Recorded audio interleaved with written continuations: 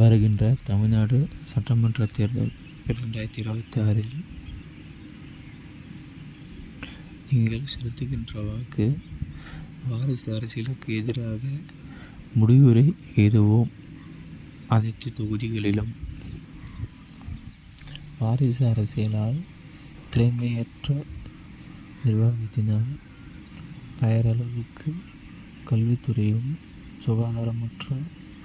சுகாதாரத்துறையும் உணவுத்துறையும் செயல்படுகிறது.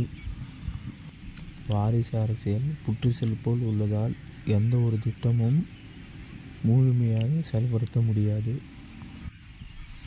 வாரிசு அரசியலால் அவர்களுடைய வளர்ச்சியானது எடுத்துக்காட்டாக திருவண்ணாமலை, விழுப்புரம், காட்பாடி, சென்னை, திருச்சி